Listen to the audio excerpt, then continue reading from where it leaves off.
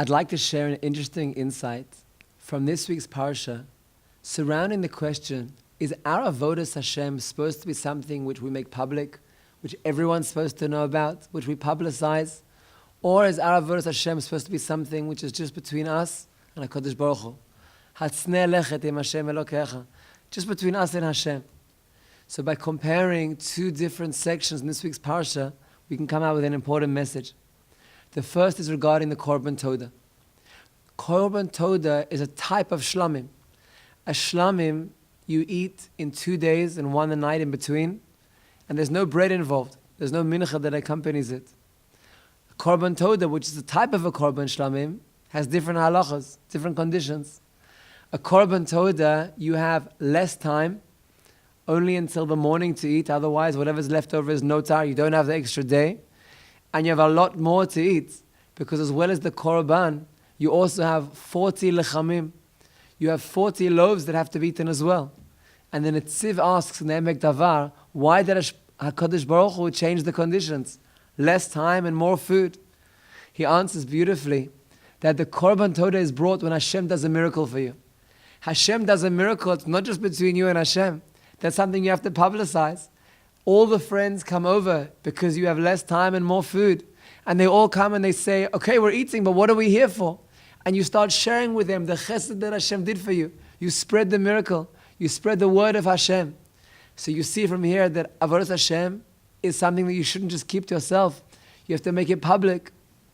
But then, continuing on in the parsha, there's a Rabbeinu B'chaye speaking about the Korban Chatas. And when it comes to the Korban Chatas, it doesn't say exactly where you have to slaughter the Korban Chatas. It just says, "B'makom asher tishachet ha'olah, tishachet ha'chatat."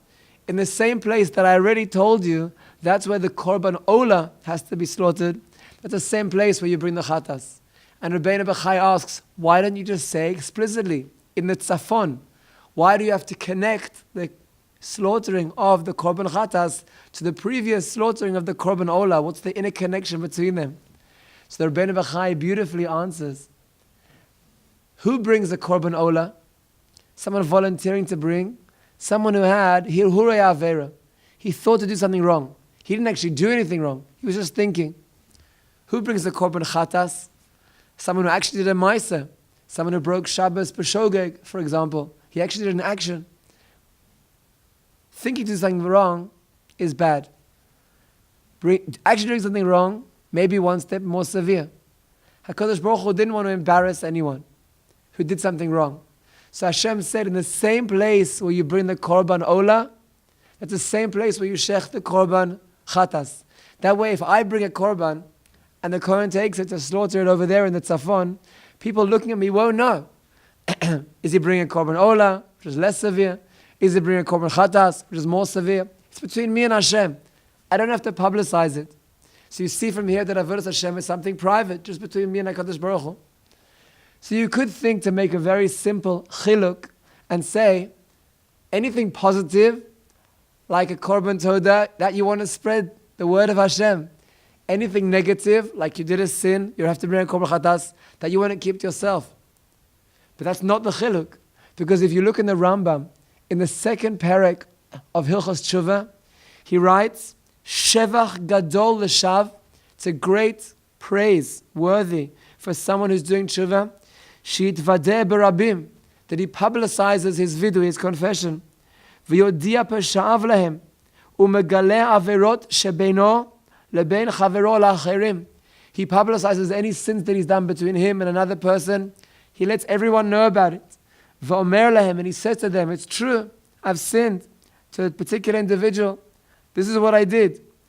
V'hareini hayom shavo mitnachem. But today, I'm doing tshuva, I regret. The Rambam gets more severe. He says, anyone who's arrogant and doesn't publicize his sins, it's not a complete tshuva. That's all regarding someone who's ben adam lechavero. He harmed a friend. But when it comes to ben adam lemakom, between a sin between him and Hashem, eino tzarich lefarsem atzmo. He doesn't have to publicize that he broke Shabbos. It's even more severe.